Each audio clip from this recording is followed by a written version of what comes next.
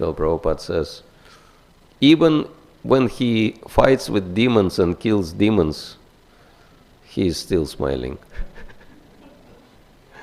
You can say, but what about Nrsimhadev? Roaring. Ah. But if you come close and look more attentively, he's actually smiling. Anyone noticed Nrsimhadev smiling? So this roaring and all, it's just a play, just his pastime. And it's interesting how it's been described in the 7th canto of Srimad Bhagavatam, the ultimate fight between Nrsimhadev and Hiranyakashipu. And actually, I'm asking this question regularly,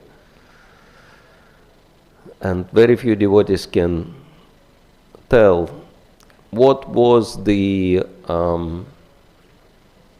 method, you can say,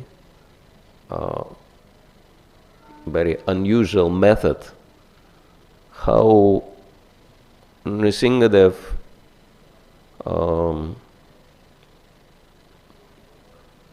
stopped Hiranyakashipu from fighting altogether.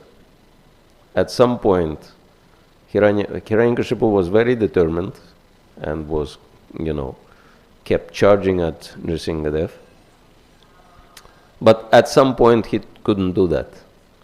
And the question is, what did Nrsimhadev do to stop Hiranyakashipu from fighting? Anyone knows? Okay. No, before that. Anybody wants to know? What did Nrsimhadev do? Remember, he laughed. He just looked at Hiranyakashipu, and it's not, I never read that, but it's my,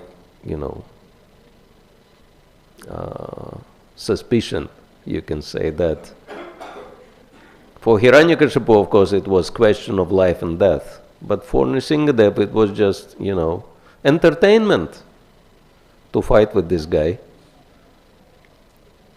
So, he was enjoying the process. But Hiranyakashipu, even though he was pretty small comparing to Nrsimhadev, but his false ego was so huge, he was really seriously thinking that he has chances to defeat Nrsimhadev. And that's why he kept jumping on him. And Nrsimhadev just couldn't believe at some point, is he serious? And he just couldn't control himself and he laughed. But his laughter was so uproarious and so deafening that Hiranyakashipu was so scared. He couldn't just look at Nrsimhadev. He realized, Nrsimhadev was just, was just playing with him. And he closed his eyes out of horror. So, and, he couldn't fight. And after that, Nrsimhadev picked him up and put him on his lap and, as Radhanath Maharaj likes to say, performed a first heart surgery in the history of the universe. Open heart surgery. So, but yes, that it's a nice example how Krishna, in any position, he is always blissful.